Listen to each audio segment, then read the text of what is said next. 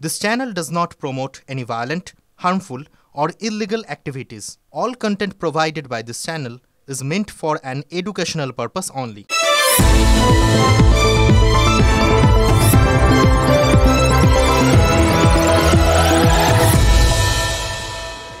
পুজোয় কবে কোথায় কখন বেরোবেন সেই প্ল্যান কি করে ফেলেছেন?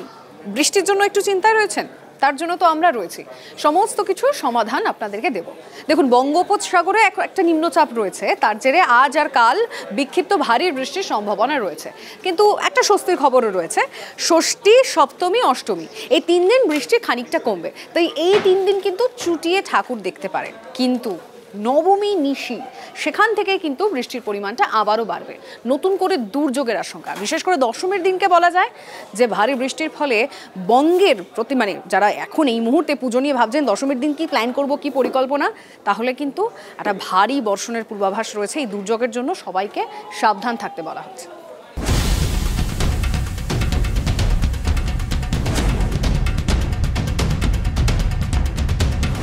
ঘরপোড়া গরু সিঁদুরে মেঘ দেখলে ডরায়। কলকাতা এখন ঘরপোড়া গরু। মেঘ ভাঙা বৃষ্টিতে বিপর্যস্ত শহর এখন মেঘ দেখলেই চিন্তায় পড়ে যাচ্ছে। পুজো যত এগোচ্ছে তত মেঘ ডাকছে, বৃষ্টি নামছে, যত বিপত্তি বঙ্গোপসাগরে। পুজোর মধ্যে নিম্নচাপের যেন মেলা লেগেছে। একটু দেখাই, বঙ্গোপসাগরে এই মুহূর্তে একটা নিম্নচাপ রয়েছে। এটা শক্তি বাড়িয়ে উড়িষ্যা, অন্ধ্র উপকূল হয়ে স্থলভাগে ঢুকবে। তবে এর প্রভাবে দক্ষিণবঙ্গে বৃষ্টি হচ্ছে এবং আরও বৃষ্টি হবে। পঞ্চমীতে রাজ্যে বিক্ষিপ্ত বৃষ্টি, উপকূলে বেশি বৃষ্টি। দক্ষিণ 24 পরগনা, 2 মেদিনীপুরে ভারী বৃষ্টির সতর্কতা। উপকূলে সর্বোচ্চ 65 কিলোমিটার বেগে দমকা বাতাস বইতে পারে। সমুদ্রের কাছাকাছি এলাকাগুলোতে যেসব পুজো মণ্ডপ আছে সেখানে দমকা হাওয়াতে বা বৃষ্টিপাতের জন্য কিছুটা ক্ষতি হওয়ার সম্ভাবনাও থাকবে। কারণ হচ্ছে আজকে রাত্রে বা কালকে সকাল পর্যন্ত বা দুপুর পর্যন্ত এইসব অঞ্চলে মাঝে মধ্যে দমকা হাওয়া 40 থেকে 50 কিলোমিটার পর্যন্ত যেতে পারে। হাজার দুঃসংবাদের মধ্যে খানিকটা ভালো খবর, ষষ্ঠী, সপ্তমী, অষ্টমীতে বৃষ্টি কমতে পারে। এই 3 দিন বৃষ্টি হবে, তবে বিক্ষিপ্ত। 28, 29, 30 এই 3 দিনে বৃষ্টিপাত কম থাকার সম্ভাবনা। 28 তারিখে বৃষ্টিপাত হবে, তবে আপনার অনেক জায়গাতে বৃষ্টিপাত থাকবে, হালকা থেকে মাঝারি বৃষ্টিপাতই থাকবে, কোনো ভারী বৃষ্টিপাতের সতর্কতা 28 তারিখে নেই। 29 তারিখে বৃষ্টিপাত আরও একটু কমবে। নবমী, নিশি থেকে বৃষ্টি আবার বাড়তে পারে, কারণ আরও একটি নিম্নচাপের চোখ রাঙানি। প্রথমে অষ্টমীর দিন এই আন্দামান সাগরে একটা ঘূর্ণাবর্ত সৃষ্টি হতে পারে এবং তারপর সেটা শক্তি বাড়িয়ে নবমীর দিন নিম্নচাপে পরিণত হবে এবং দশমীতে এই নিম্নচাপটা শক্তি বাড়িয়ে গভীর নিম্নচাপে পরিণত হয়ে বাংলা, উড়িষ্যা উপকূলের কাছে আসবে এবং এর প্রভাবেই দক্ষিণবঙ্গ তো বটেই, উত্তরবঙ্গে বৃষ্টি অনেকটাই বেড়ে যেতে পারে। দশমীতে রাজ্য জুড়ে বৃষ্টিপাতের পরিমাণ আরও বাড়বে। কলকাতা সহ 11 জেলায় ভারী বৃষ্টির পূর্বাভাস। ভারী বৃষ্টির পূর্বাভাস কলকাতা, হাওড়া, হুগলি, ঝাড়গ্রাম, 2 24 পরগনা, 2 মেদিনীপুর, নদিয়ায়। ভারী বৃষ্টির পূর্বাভাস উত্তরের আলিপুরদুয়ার, জলপাইগুড়িতেও। গোটা দক্ষিণবঙ্গ তো বটেই, তার সঙ্গে উত্তরবঙ্গ, সিকিম, উত্তর পূর্ব ভারতের একটা বড় অংশ এবং পূর্ব ভারতে এদিকে যদি আরও অন্যান্য রাজ্যগুলো দেখা যায়, বিহার, ঝাড়খণ্ড, উড়িষ্যা, মানে আমাদের রাজ্যের লাগোয়া যে প্রতিবেশী রাজ্যগুলো যেখান থেকে বৃষ্টি হলে জল আমাদের রাজ্যে ঢোকে, সেই সমস্ত অঞ্চলে ভারী থেকে অতি ভারী বৃষ্টির একটা আশঙ্কা রয়েছে। 2 তারিখে আমাদের পশ্চিমবঙ্গের সব জেলাতেই হালকা থেকে মাঝারি বৃষ্টিপাত এবং ভারী বৃষ্টিপাতের সতর্কতাও দেওয়া হয়েছে। অর্থাৎ পূর্বাভাসের আওতায় উপকূল থেকে পাহাড় ধসও নামতে পারে উত্তরবঙ্গ, সিকিমের পাহাড়ে। পুজোর ছুটিতে যে পর্যটকরা উত্তরবঙ্গ, সিকিম বা অসম, মেঘালয়ে যাবেন তাদের জন্য বিশেষ সতর্কতা মৌসুম ভবনের। মুদ্রা কথা, পুজোর সঙ্গে ছাতা মাস্ট, ঘুরতে গেলেও সাবধান। এই রুটিনই বানিয়ে দিচ্ছে জোড়া গভীর নিম্নচাপ। কমলেশ চৌধুরী ও সোমা দাসের রিপোর্ট, TV9 বাংলা। এবারের মতো বৃষ্টি অনেক বছর হয়নি। সেই কবে জুন মাস থেকে শুরু হয়েছে বৃষ্টি, চলছে তো চলছে। সাধারণত প্রতি বছর 12ই অক্টোবর অফিসিয়ালি বর্ষা বিদায় নেয়, কিন্তু তারও তো এখনো ঢের বাকি। আর তার মধ্যে একের পর এক নিম্নচাপের বর্ষার ফলায় রীতিমতো নাজেহাল হতে হচ্ছে বঙ্গবাসীকে। তবে পুজোর মুখেও বৃষ্টির ভ্রুকুটি রীতিমতো চিন্তার ভাঁজ ফেলেছে উৎসবপ্রিয় বাঙালির কপালে। কিন্তু তাতে কি হয়, বাঙালি যে নাছোড়বান্দা, ছাতা নিয়েই চলছে দুর্গা প্রতিমা দর্শনের পালা। বৃহস্পতি সন্ধ্যায় প্রতিমা দর্শনে বেরিয়ে হোঁচট খেয়েছে কলকাতা। হঠাৎই ঝমঝমিয়ে বৃষ্টি।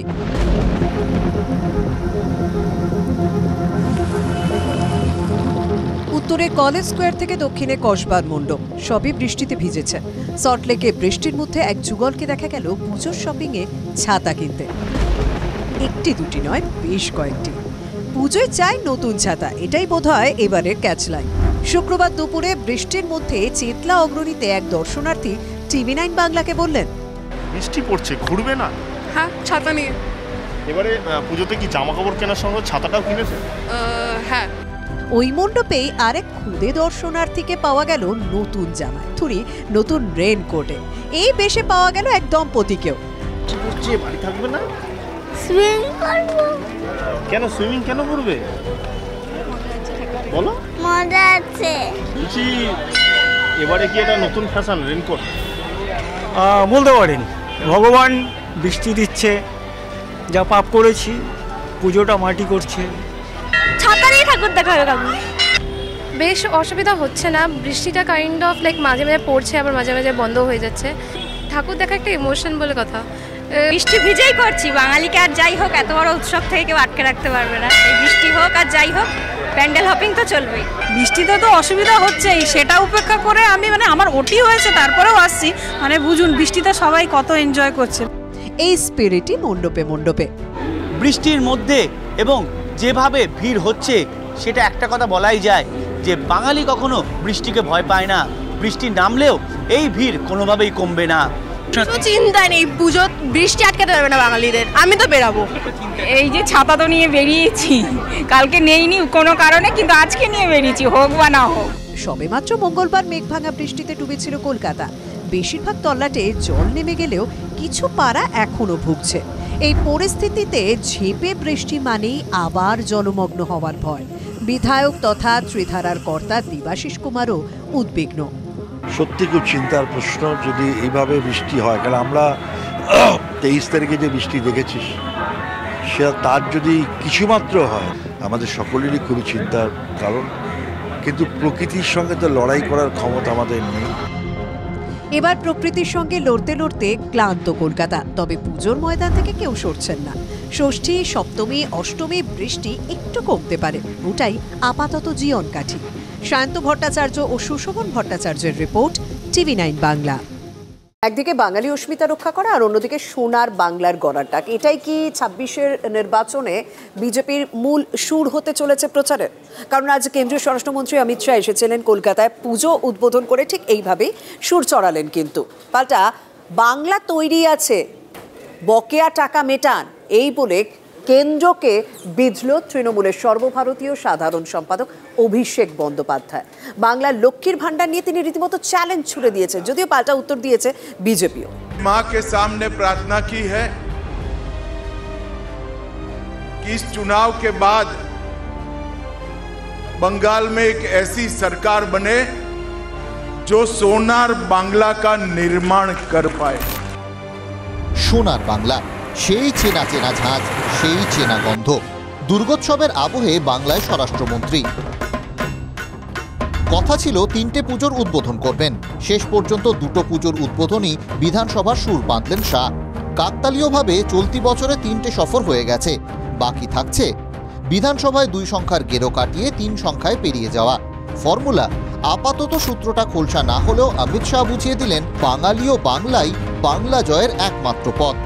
हमारा बंगाल फिर से सुरक्षित, समृद्ध, शांत, सुजलाम सुफलाम बने और यहाँ पर कवि गुरु के कल्पना के बंगाल का निर्माण हम कर पाए। मैंने मां के सामने प्रार्थना की है कि इस चुनाव के बाद बंगाल में एक ऐसी सरकार बने जो सोनार बांग्ला का निर्माण कर पाए। অমিত শাহ যখন বাংলাকে ফের একবার সোনার বাংলা বানানোর স্বপ্ন দেখাচ্ছেন, তখন অভিষেক বন্দ্যোপাধ্যায় মনে করিয়ে দিচ্ছেন উত্তরপ্রদেশ থেকে বিহার কোনোটাই সোনার প্রদেশ হয়নি। মনে করিয়ে দিচ্ছেন বাংলার বকেয়া টাকার কথাটাও। বাংলার যে প্রাপ্য 2 লক্ষ কোটি টাকা বাংলার বকেয়া, যেটা কেন্দ্র সরকার গায়ের জোরে আটকে রেখেছে, সেটা কি কারণে অমিত শাহ সরকার বা নরেন্দ্র মোদীর সরকার বা বিজেপির সরকার আটকে রেখেছে? তা সোনার বিহার হলো না কেন? সোনার উত্তরপ্রদেশ হলো না কেন?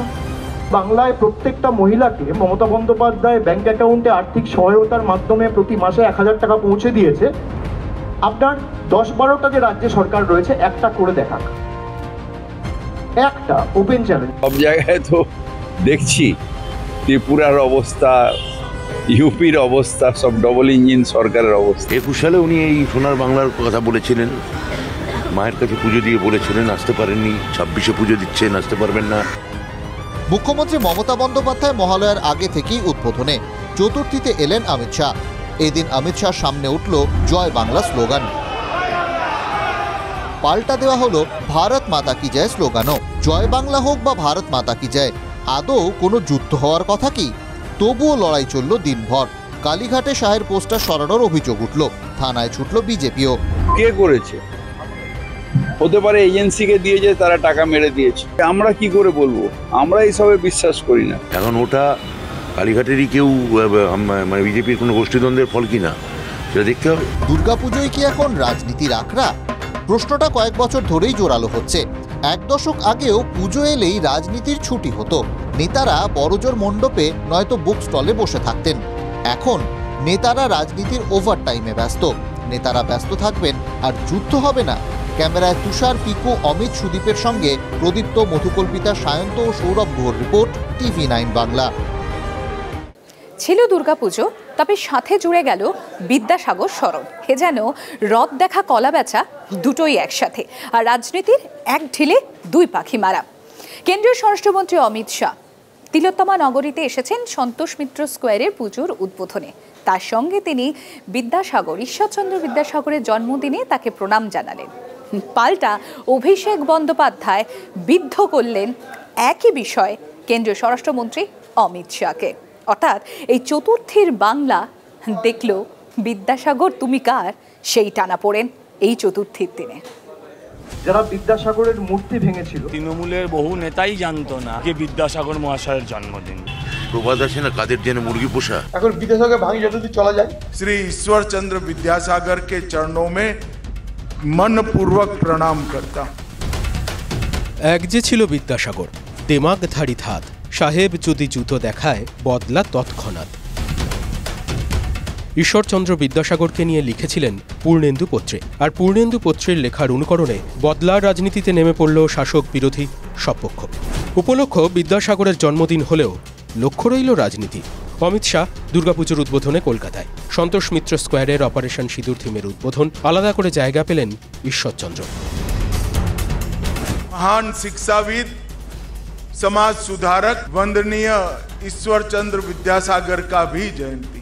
समग्र देश में उस जमाने में जब हम गुलाम थे, तब शिक्षा के लिए जो किया है इसको कोई भुला नहीं सकता। श्री ईश्वर चंद्र विद्यासागर के चरणों में मन पूर्वक प्रणाम करता। দেশের স্বরাষ্ট্রমন্ত্রী যখন বিদ্যাসাগরের স্মরণে, তখন পুরনো স্মৃতিতে ডুব দিয়ে মূর্তি ভাঙার ঘটনা তুলে আনল তৃণমূল কংগ্রেস।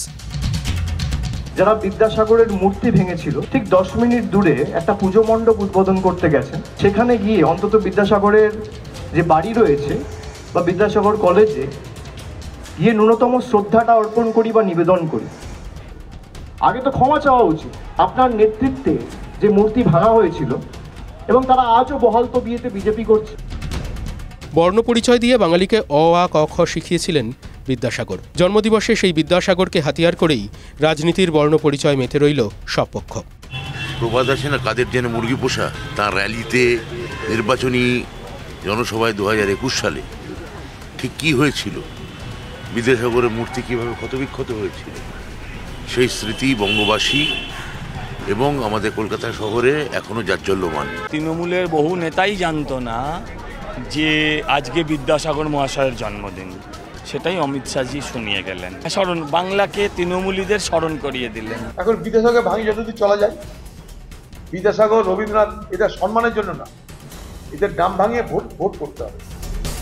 বাঙালিকে পথ দেখিয়েছিলেন ঈশ্বরচন্দ্র। জন্মের 200 বছর পর তাকে নিয়েই পথে নামল রাজনীতি। কে বলে বাঙালি আত্মবিস্মৃত? Bureau report, TV9 Bangla. বাজলো ছুটির ঘণ্টা, কিন্তু ছুটি পেলেন না প্রাক্তন শিক্ষামন্ত্রী পার্থ চট্টোপাধ্যায়। নিয়োগ দুর্নীতির তদন্তে সমস্ত মামলায় তিনি জামিন পেয়ে গিয়েছেন, কিন্তু জেল মুক্তি তার হচ্ছে না। আর তার জেল মুক্তি নির্ভর করছে নিম্ন আদালতের উপর। অর্থাৎ এবার পুজোতেও গারদের ওপারেই থাকতে হচ্ছে প্রাক্তন শিক্ষামন্ত্রীকে। গারদের ওপার থেকেই ঢাকের আওয়াজ শুনতে হচ্ছে একসময় নাকতলা উদয়ন সংঘের পুজোর হর্তাকর্তা বিধাতাকে। হারাধনের 10টি ছেলের সংখ্যা যেমন এক এক করে কমেছিল, তেমনি এক এক করে মামলায় জামিন পেলেন পার্থ চট্টোপাধ্যায়। প্রাথমিকের যে নিয়োগ দুর্নীতির মামলাটা সরু সুতোর মতো ঝুলছিল, শুক্রবার সেই মামলাতেও জামিন পেলেন প্রাক্তন শিক্ষামন্ত্রী। পার্থ চট্টোপাধ্যায়কে জামিন হাইকোর্টের সিঙ্গেল বেঞ্চে। শর্ত সাপেক্ষে জামিনের নির্দেশ বিচারপতি শুভ্রা ঘোষের। কোন কোন শর্ত আরোপ করল হাইকোর্ট? জামিন পেলেও বিধায়ক হিসেবে কাজ করতে পারবেন না পার্থ চট্টোপাধ্যায়। জনপ্রতিনিধি হিসেবে পাবলিক অফিসের দায়িত্ব পালন করতে পারবেন না। মোবাইল ফোনের নাম্বার বদল করতে পারবেন না। প্রাক্তন শিক্ষামন্ত্রীর পাসপোর্ট জমা রাখতে হবে। মামলার কোনো সাক্ষীর সঙ্গে যোগাযোগ করতে পারবেন না। তদন্তকারীদের সব রকম সহযোগিতা করতে হবে। ওনাদের মনে হতে পারে যে কমপ্লায়েন্সের জন্য উইটনেসকে থ্রেটেন করতে পারে, তো তার জন্য বেল না দেওয়ার তো কোনো মানে হয় না, যেখানে কিনা already he is complying with other conditions in other bail matters. চাকরি বিক্রি হয়েছে, কোটি কোটি টাকা তার বান্ধবীর খাটের তলায় পাওয়া গেছে, তার নিজের নামে খামে টাকা টাকা পাহাড় টাকা। প্রশ্নও বটে যে যারা কেন্দ্রীয় তদন্তকারী সংস্থা এই চাকরি চুরির দুর্নীতি নিয়ে তদন্ত করলো, তারা কি তদন্ত করছে? আদালত মনে করেছে, সেই মনে করাতে তাকে জামিন দিয়েছে। দীর্ঘসূত্রতা যে কোনো একটা ক্রিমিনাল ট্রায়ালের পক্ষে ডেঞ্জারাস হয়ে যায়। সিবিআই ইডি যেভাবে নামে পলিটিক্যাল ক্ষেত্রে, রাজনৈতিক ক্ষেত্রে, তার 90% প্রমাণ করতে পারেনি সারা ভারতবর্ষ। 23শে জুলাই 2022 বান্ধবীর জোড়া ফ্ল্যাট থেকে প্রায় 50 কোটি টাকা উদ্ধারের পর গ্রেপ্তার হয়েছিলেন পার্থ চট্টোপাধ্যায়। প্রথমে ইডি, তারপর সিবিআই এর হাতে পড়েছিলেন প্রাক্তন শিক্ষামন্ত্রী। 3 বছরের বেশি বন্দি থাকার পর অবশেষে জামিন। কিন্তু এখনই জেল থেকে ছাড়া পাবেন না পার্থ চট্টোপাধ্যায়। কেন? কারণ ইডির প্রাথমিক নিয়োগ দুর্নীতি মামলায় বিচার প্রক্রিয়া চলছে। নবম, দশম, একাদশ, দ্বাদশ ও গ্রুপ সি মামলাতেও বিচার প্রক্রিয়া চলছে। সুপ্রিম কোর্টের নির্দেশ, চার্জ ফ্রেম না হওয়া পর্যন্ত জেলেই থাকতে হবে। অর্থাৎ এই পুজোটাও জনতার চোখের আড়ালেই কাটবে। তারপর ছাড়া পেলেও রাজনীতি থেকে দূরে থাকতে হবে। কিন্তু রাজনীতি পার্থ চট্টোপাধ্যায়ের থেকে দূরে থাকতে পারছে তো? এ বাংলার বলুন, আমাদের দেশের বলুন, দুর্ভাগ্যটা চোরদের হয় মুক্তি, যাদের হলো চুরি তাদের হলো শাস্তি। কালকে মমতা ব্যানার্জি বলবে ওসব বিরোধীদের অপপ্রচার ছিল, শিক্ষকদের অপপ্রচার। প্রচুর শর্তের বিনিময়ে জামিন পেয়েছেন এবং এর থেকে তিনি অপরাধ থেকে মুক্ত নন। মামলা চলবে। 26,000 ছেলেমেয়ের চাকরি গেছে এসএসসি মামলায়। প্রাথমিকেও কয়েক হাজারের চাকরি বাতিল হতে পারে। প্রাক্তন শিক্ষামন্ত্রীর গায়ে কালি লাগায় রাজ্যের সরকারও কালিমালিপ্ত হয়েছে। তৃণমূল তাকে বহিষ্কার করলেও পার্থ চট্টোপাধ্যায়ের জামিনের খবরে প্রতিক্রিয়া না দিয়ে থাকতে পারেনি। মামলা বা জামিন ইত্যাদি আমি কোনো মন্তব্য করব না। হ্যাঁ, আমি তার নিরোগ, তিনি থাকুন, সুস্থ থাকুন, আমি এইটুকু বলবো। তার তরফে জামিনের আবেদন করা হয়েছে, আইনেই আছে কখনো জামিনের আবেদন আদালত মান্যতা দেননি, কখনো জামিনের আবেদন মঞ্জুর করেছেন। ফলে এটা নিয়ে কোনো রাজনৈতিক মন্তব্যের তো কোনো অবকাশই নেই। কুণাল ঘোষের কি 9 বছর আগের কথা মনে পড়ছে? 2016 সালে চিটফান্ড মামলায় জামিন পান তৃণমূলের বর্তমান রাজ্য সাধারণ সম্পাদক। সেদিনটাও ছিল আর এক চতুর্থীতে জামিন পেলেন প্রাক্তন শিক্ষামন্ত্রী। ঘটনাচক্রে যে দিনটা ঈশ্বরচন্দ্র বিদ্যাসাগরের জন্মদিন। কাকতালীয়। শ্রাবন্তী সাহা রিপোর্ট, টিভি9 বাংলা। শিক্ষাক্ষেত্রে দুর্নীতির আবহে শুধুমাত্র নেতা মন্ত্রীদের নাম জড়িয়েছে তা কিন্তু নয়, শিক্ষার আধিকারিকদের নামও জড়িয়েছে। আর সেই কথা মাথায় রেখে, মানে সামনেই তো 26শে নির্বাচন রয়েছে, সেই 26শে নির্বাচনের কথা মাথায় রেখেই কি স্কুল, কলেজ, বিশ্ববিদ্যালয়গুলিতে শাসক দল ঘনিষ্ঠ সংগঠনগুলি ভেঙে দেওয়া হলো? রাজনৈতিক মহলে কিন্তু এই প্রশ্ন দাগ কাটছে। আমি যে জানি না তা নিয়ে আমি আর কথা বলবো কি করে? তো আমায় জানতে হবে, তো জেনে বলতে পারবো। পার্টির সিদ্ধান্ত পার্টি নিয়েছে। দুর্নীতির কালি লেগেছে বাংলার শিক্ষাক্ষেত্রে। লড়াই চলছে আদালতে, লড়াই চলছে মাঠে ময়দানেও। ঠিক এই আবহেই দলের অধ্যাপক ও শিক্ষক সংগঠন ভেঙে দেওয়ার সিদ্ধান্ত নিল তৃণমূল। বৃহস্পতিবার রাতেই তৃণমূলের তরফে সমাজ মাধ্যমে জানানো হয়, সাংগঠনিক রদবদলের বিষয়টি মাথায় রেখে ওয়েবকুপা, West Bengal Primary Teachers Association ও ওয়েস্ট বেঙ্গল সেকেন্ডারি টিচার্স অ্যাসোসিয়েশনের রাজ্য ও জেলা কমিটিগুলি অবিলম্বে ভেঙে দেওয়া হচ্ছে। উৎসব শেষের পরে রাজ্য ও জেলা কমিটির পদাধিকারীদের নাম ঘোষণা করা হবে। কেন এই সমস্ত কমিটি ভাঙা হলো, কেন এই সিদ্ধান্ত, তা নিয়ে জল্পনার স্রোত রাজ্য রাজনীতিতে। এতেই বাড়তি মাত্রা জুড়েছেন শিক্ষামন্ত্রী ব্রাত্য বসু, যিনি নিজেই তৃণমূলের শিক্ষা সেলের চেয়ারম্যান এবং অধ্যাপক সংগঠন ওয়েবকুপার সভাপতি পদে ছিলেন। অধ্যাপক সংগঠন, শিক্ষক সংগঠন, এটা কি রিফরমেশন হবে? এখন তো ডিসলভ করা হলো। হ্যাঁ, আমি এটা জানি না, আমি মুখ্যমন্ত্রীর সঙ্গে কথা বলবো। এখন তো মাননীয় মুখ্যমন্ত্রী পুজোর উদ্বোধনী খুবই ব্যস্ত আছে, ফলে সেটা জানি না, সেই নিয়ে আমি এখন কথা বলতে পারবো না। শিক্ষাক্ষেত্রে দুর্নীতির অভিযোগে পার্থ চট্টোপাধ্যায়ের গ্রেপ্তারির পরে তৃণমূলের শিক্ষক ও অধ্যাপক সংগঠনের পরিচালনার দায়িত্বে আসেন ব্রাত্য বসু, কিন্তু ধীরে ধীরে সংগঠনের অন্দরের টানাপোড়েন মাথাচাড়া দেয়। বিশেষ করে অভিষেকপন্থী বলে পরিচিত ওয়েবকুপার প্রাক্তন সহসভাপতি মণিশঙ্কর মণ্ডল ও মাধ্যমিক শিক্ষক সংগঠনের প্রাক্তন কার্যকারী সভাপতি প্রীতম হালদারকে বহিষ্কারের সিদ্ধান্তে জলঘোলা হয় ব্যাপক। গেম চেঞ্জার দাদা আখ্যায়িত করে আমি গোটা কলকাতায় অভিষেক বন্দ্যোপাধ্যায়ের ব্যানার লাগিয়েছিলাম। এই বিষয় নিয়ে আমাকে শিক্ষামন্ত্রী ব্রাত্য বসু ফোনে থ্রেট করেন এবং পরবর্তী সময় আমাকে এবং সাবধানও করা হয় যে এরকম ভুল করলে আমাকে দল থেকে বের করে দেওয়া হবে। আপনাকে সরাসরি আক্রমণ করছেন যিনি মন্ত্রী বীরবা হাঁসদাকে জিজ্ঞেস করুন, কলকাতা শহরে যদি কেন ছুঁচো, ইঁদুর বা ভামবেড়াল কেন বেড়ে যাচ্ছে, আমি কি কথা বলবো? আমি তো কোনো মন্ত্রী বলতে পারবে। বিষয়টিকে তৃণমূলের শীর্ষ নেতৃত্বের মধ্যে দড়ি টানাটানি বলে ধরে নেয় রাজনৈতিক মহলের একাংশ। বিতর্কের জল কি এবার কমিটির অবলুপ্তি পর্যন্ত করালো?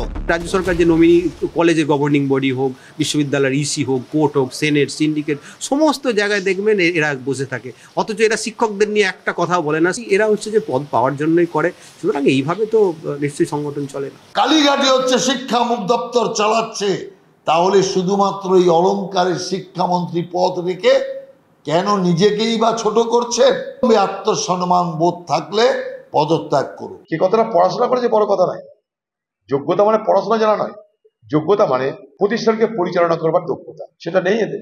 মূলত দলের মধ্যে দ্বন্দ্বের জন্যই নতুন করে তৈরি করা হবে ওয়েবকুপা এবং শিক্ষক সংগঠন। একদল বিরুদ্ধপন্থী যারা বিক্ষুব্ধ, তাদেরকে ফেরাতেই আপাতত এই সংগঠন বন্ধ করে দেওয়া বলে সূত্রের খবর। ক্যামেরা অভিজিতের সঙ্গে সুমন, TV9 বাংলা, কলকাতা।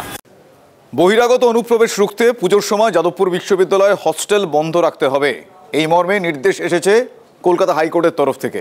শুধু তাই নয়, বিষয়টা কার্যকর হচ্ছে কিনা, ঠিক মতন মানা হচ্ছে কিনা, সেটা পুলিশকে দেখারও নির্দেশ দেওয়া হয়েছে। আর যাদবপুরের নিরাপত্তার স্বার্থে পুলিশ কমিশনারকে একটি রিপোর্ট দিয়েছেন ডিসি SSD, এবং সেই রিপোর্টে বলা হয়েছে যে যাদবপুর বিশ্ববিদ্যালয়ের নিরাপত্তার জন্য ন্যূনতম 230টি ক্লোজ সার্কিট ক্যামেরা বসানোর প্রয়োজনীয়তা রয়েছে।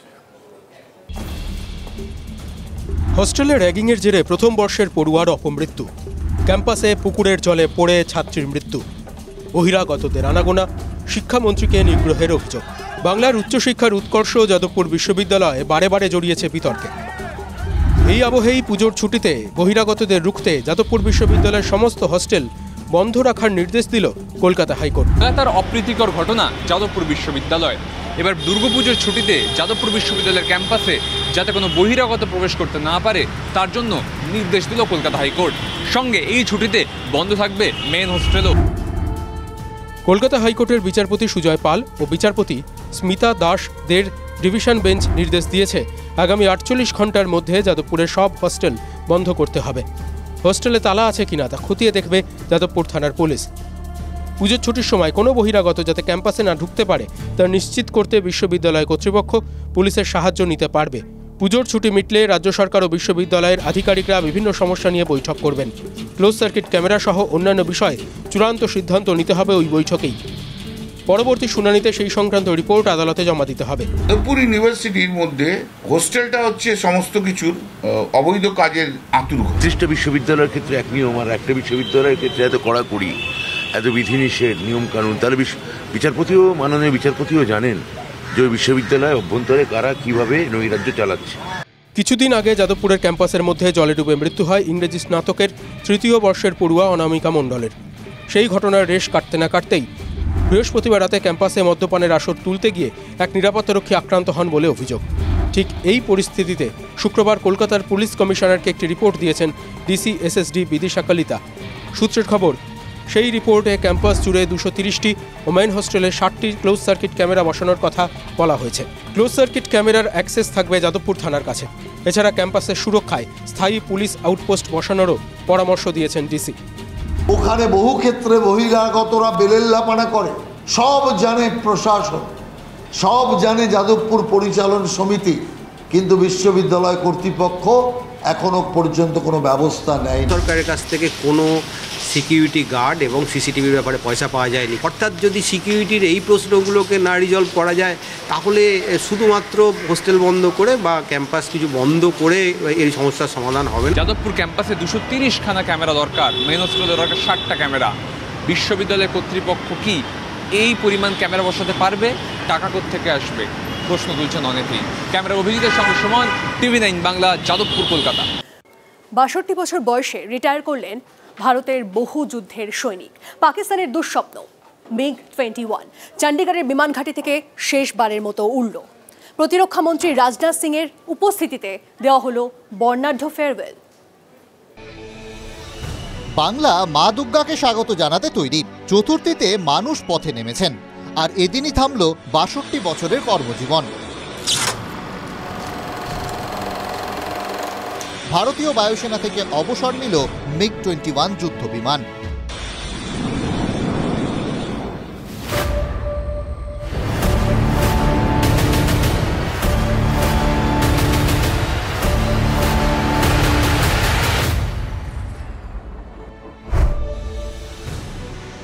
ভারতীয় বায়ুসেনার লেজেন্ড, একের পর এক যুদ্ধ বা অভিযানে শত্রুর বুকে কাঁপুনি ধরানো MiG-21 এবার প্রাক্তন। যে চণ্ডীগড় বেসে ভারতের মাটি ছুঁয়েছিল MiG-21, সেই চণ্ডীগড় বেস থেকেই অবসর নিল সে।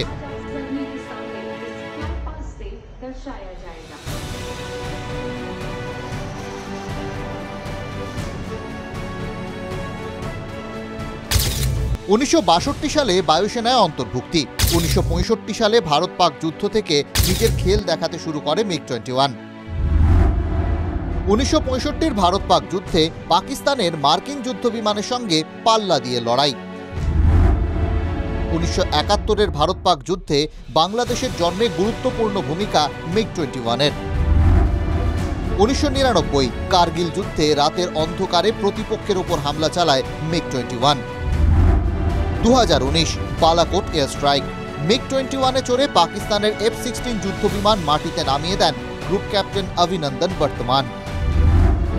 2025 অপারেশন সিঁদুর, গুরুত্বপূর্ণ ভূমিকা MiG-21-এর শেষ বড় অপারেশন। यह एक ऐसा फाइटर जेट रहा जिसने अपने लंबे ऑपरेशनल लाइफ में हर तरह के रोल इसने निभाए हैं। इसको बर्ड ऑफ ऑल सीएम ऐसे ही नहीं कहा जाता है कि MiG-21 ने हर उड़ान के साथ भारत के भविष्य को और भी मजबूत किया है। MiG-21 অবসরের দিন আবেগে ভাসছেন মহাকাশচারী শুভাংশু শুক্লা। ভারতীয় বায়ুসেনায় থাকার সময় দীর্ঘদিন MiG-21 উড়িয়েছেন। মহাকাশযান ওড়ালেও MiG-21 শুভাংশুর মনে একটা আলাদা জায়গা করে রেখেছে। एयरक्राफ्ट फ्लाई करते करते आपका जीवन भी उसी के साथ बीत रहा है, आप भी सीखते हैं, आप भी आगे बढ़ते हैं। तो मुझे लगता है कि it is very enlightening for anybody, and for me I would say it is a personal journey of my growth along with the aircraft. So I'm feeling great to be here. আক্রমণ বা রক্ষণ, ভারতীয় আকাশ সীমায় দাপট দেখিয়েছে MiG-21। তবে সাফল্য যেমন আছে তেমন কিছু বিতর্কও আছে। কর্মজীবনে বারবার ক্র্যাশের খবর, পাইলটের মৃত্যু জানান দিচ্ছিল MiG-21-এর বয়স হয়েছে, কিন্তু বুড়ো হারেও কম ভেলকি দেখায়নি MiG-21। আর কেউ জানুক বা না জানুক, ভারতের শত্রুরা সেটা খুব ভালো করে জানে। এই এয়ারক্রাফট কোন লড়াই দেখেনি? এই এয়ারক্রাফট সমস্ত লড়াই, 1971-এর লড়াই দেখেছে, কার্গিলের লড়াই দেখেছে, এমনকি এই অপারেশন সিন্দুর হলো সেখানেও MiG-21 কিন্তু উড়েছিল, এবং সমস্ত সময় MiG-21 কিন্তু এই ভারতের বায়ু যে সীমান্ত সেটা কিন্তু গার্ড করেছে MiG-21। আকাশে তেরঙ্গা উড়িয়ে ৬২ বছরের কর্মজীবন শেষ করল MiG-21। Bureau report, TV9 Bangla. বাংলাদেশে পুশব্যাক করা 6 জনকে ভারতে ফেরাতে হবে, এরকমই নির্দেশ দিয়েছে কলকাতা হাইকোর্ট। এমনকি সোনালী বিবি সহ 6 জনকে বাংলাদেশে পুশব্যাক করা যাবে না। যে আবেদন করা হয়েছিল সেই আবেদন আদালতে খারিজ হয়ে গেল। আর তৃণমূল কংগ্রেসের পক্ষ থেকে পাল্টা বলা হয়েছে কেন্দ্রীয় স্বরাষ্ট্র মন্ত্রককে ক্ষমা চাইতে হবে, যদিও পাল্টা উত্তর দিয়েছে বিজেপিও। সোনালী বিবি সহ 6 জনকে বাংলাদেশে পাঠানোর সিদ্ধান্ত খারিজ। কেন্দ্রের সিদ্ধান্ত খারিজ করে 4 সপ্তাহের মধ্যে তাদের দেশে ফেরানোর নির্দেশ দিল কলকাতা হাইকোর্ট। বীরভূমের পাইকরের বাসিন্দা সোনালী কাজের সূত্রে দিল্লিতে থাকতেন। স্বামী ও 8 বছরের ছেলেকে নিয়ে গত কয়েক বছর ধরে রোহিণী এলাকায় থাকতেন সোনালী। পরিবারের দাবি সেখানে কাগজ কুড়ুনি ও পরিচারিকার কাজ করতেন তিনি। 18 জুন বাংলাদেশি সন্দেহে হঠাৎই তাদের আটক করে দিল্লির কেএন কারজুমার্গ থানার পুলিশ। তারপর সোনালী সহ 5 জনকে বাংলাদেশে পাঠিয়ে দেওয়া হয়। অভিযোগ, চাঁপাইনবাবগঞ্জে বাংলাদেশের পুলিশ সোনালীদের গ্রেপ্তারও করে। জোর করে সোনালীকে ওপারে ফেরত পাঠানোর অভিযোগে আদালতে মামলা দায়ের হয়। শুক্রবার কলকাতা হাইকোর্টের বিচারপতি তপব্রত চক্রবর্তী ও বিচারপতি ঋতব্রত কুমার মিত্রের ডিভিশন বেঞ্চ মামলার শুনানিতে জানিয়েছে, সোনালীদের বাংলাদেশে পাঠিয়ে দেওয়ার সিদ্ধান্ত ভুল। কেন্দ্রকে অবিলম্বে তাদের দেশে ফিরিয়ে আনতে হবে। তার জন্য 4 সপ্তাহ সময় বেঁধে দেওয়া হয়েছে। যখন এই কেসটা আমরা লড়ছিলাম তখন আমাকেও ব্যক্তিগতভাবে বিজেপির আইটি সেল থেকে নানা রকম ভাবে অপদস্থ করা হয়েছিল এবং আমার পরিবারকে অপদস্থ করা হয়েছিল। আজকে এসে এই রায় পুরো প্রমাণ হলো যে সত্যের জয় হলো। হাইকোর্টের এই নির্দেশে খুশি পরিবারের লোকজন। দিল্লির পুলিশে যেভাবে অন্যায় করে আছে, না জানি না জাজ করি একবার বাংলাদেশ পাঠিয়ে দিয়েছে, খুব অন্যায় কাজ করেছে।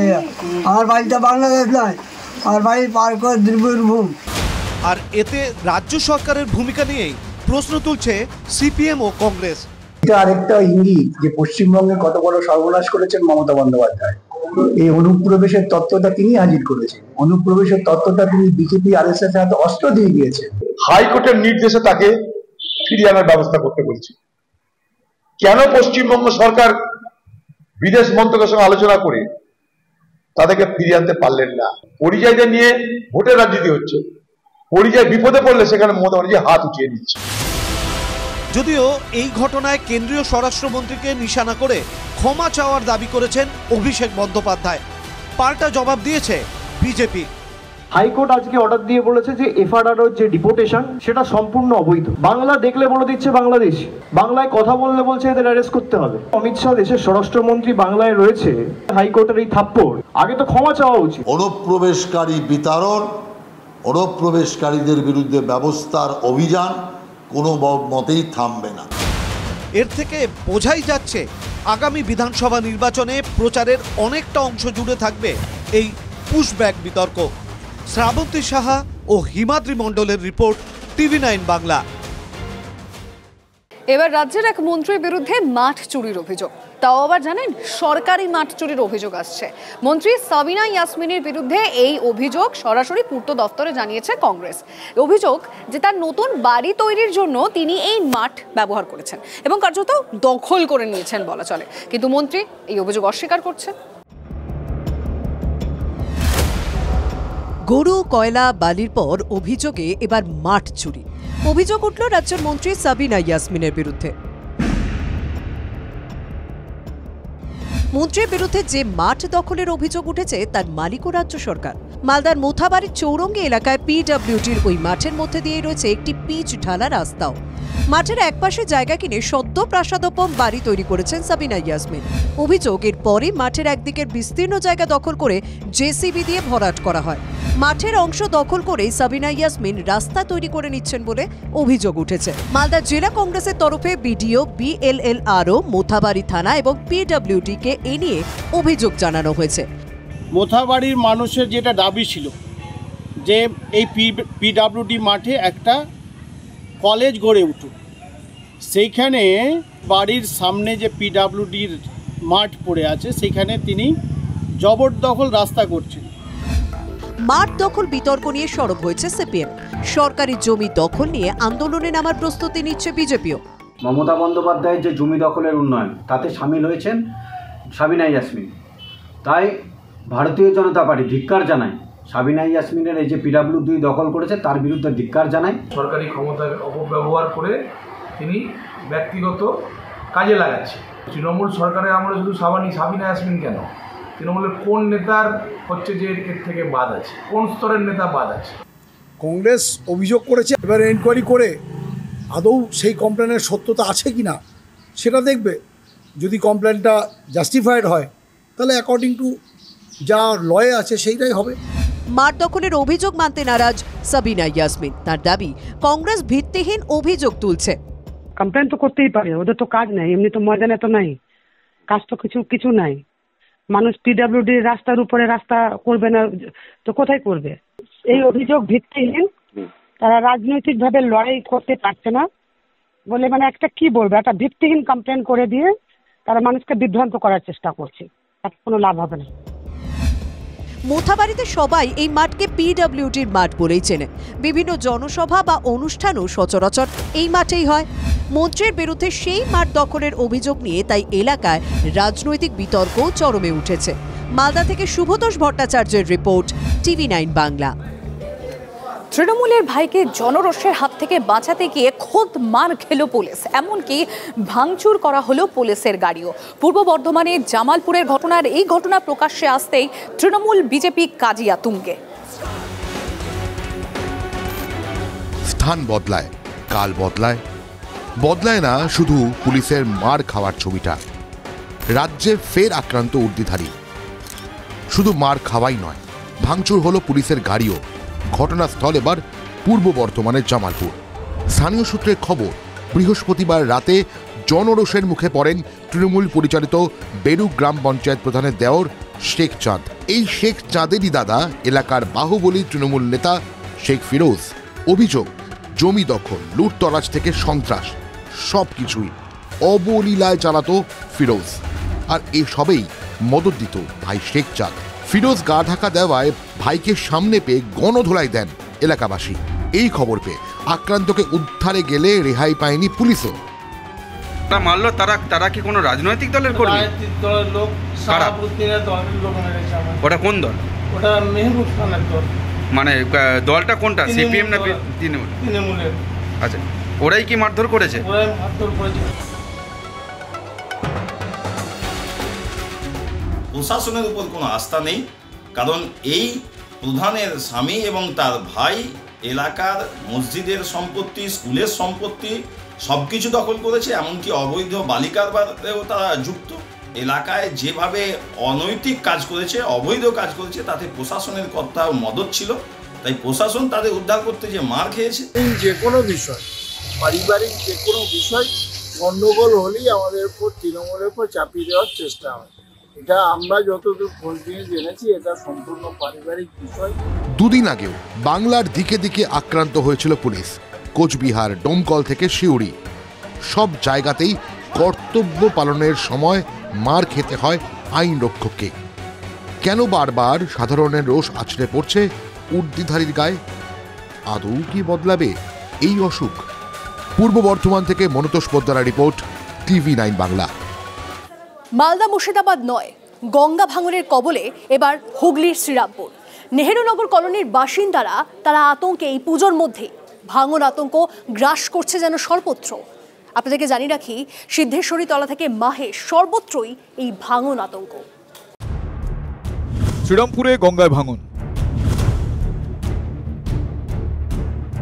মুর্শিদাবাদের শামশেরগঞ্জ, লালগোলা, জলঙ্গি ভাঙনের তাণ্ডব দেখে প্রত্যেক বছর। ভাঙনের গ্রাসে সব হারিয়ে নিঃস্ব হতে হয় গঙ্গা পাড়ের বাসিন্দাদের। মুর্শিদাবাদ মালদা পেরিয়ে এবার ভাঙন আতঙ্ক এগোচ্ছে শ্রীরামপুরের দিকে। গঙ্গা পাড়ের ভাঙন ধীরে ধীরে ধ্বংস করছে সব। ভয়াবহতার চিত্র শ্রীরামপুরের নেহেরুনগর কলোনিতে। স্থানীয় সূত্রে খবর, সিদ্ধেশ্বরী তলা থেকে মাহেশ পর্যন্ত গঙ্গার ধারে রাস্তায় বড় ফাটল বেড়ে রাস্তার বড় অংশ বসে গিয়েছে গঙ্গার দিকে। যে কোনো মুহূর্তে সম্পূর্ণ ভেঙে তলিয়ে যেতে পারে গঙ্গায়। রাস্তা ভেঙে গেলে হুহু করে গঙ্গার জল ঢুকে পড়বে এলাকায়। ভাঙন রোধে প্রশাসন অবিলম্বে ব্যবস্থা না নিলে বিপদে পড়ার আশঙ্কায় শ্রীরামপুর পুরসভার 18 নম্বর ওয়ার্ড। থাকা যে ট্যাঙ্কিটা রয়েছে, এই ভাঙনে যদি ট্যাঙ্কিতে কিছু অসুবিধা হয় তাহলে আশেপাশে বাড়ির অনেক ক্ষতি হবে এবং অনেক লোক মারা যেতে পারে। অতএব এইটা সরকারের উচিত এটা খুব তাড়াতাড়ি এটা একটা রিকভারি করা। এই রাস্তা তো পুরো নেমে গেছে, রাস্তাটা যা ছিল তার থেকে আপনারা দেখতে পাচ্ছেন রাস্তাটা অনেক নেমে গেছে। এক সপ্তাহের মধ্যে রাস্তা বিরাট নেমে গেছে, রাস্তাটা পুরো বসে গেছে এবং লোকজন এখানে আসতে পারছে না। হয়েছে, তবে বহুদিন ধরে এটাকে কোনো রক্ষণাবেক্ষণ করা হয় না, যার জন্যই এই অবস্থা। এবং চারিদিকে ফাটল দেখা দিয়েছে এবং যখন তখন ভেঙে চলে যেতে পারে এবং উইন্ডেডও হতে পারে। ভাঙন পরিস্থিতিতে উদ্বেগ প্রকাশ ওয়ার্ডের কাউন্সিলর সন্তোষ সিং এর। এটা নিয়ে আমরা খুব আতঙ্কে আছি। এটা একদম বাস্তব সত্য কথা যে এই গঙ্গা ভাঙন নিয়ে প্রশাসন তৎপর আছে, কিন্তু যেভাবে গঙ্গার পাড়গুলো ভাঙন ধরছে আমরা খুব আতঙ্কিত। ইরিগেশন ডিপার্টমেন্ট এটা নিয়ে খুব সিরিয়াস আছে, আশা করছি খুব তাড়াতাড়ি এটা সলভ হবে। গঙ্গার পাড়ের শহর শ্রীরামপুর, ভাঙনের আশঙ্কা ছিল বরাবরই, দুর্যোগ বাড়লেই বাড়ে আতঙ্ক। অচিরেই জমি বাড়ি হারানোর ভয়, প্রশাসনের দিকেই তাকিয়ে বাসিন্দারা। আশিক ইনসানের রিপোর্ট, TV9 বাংলা।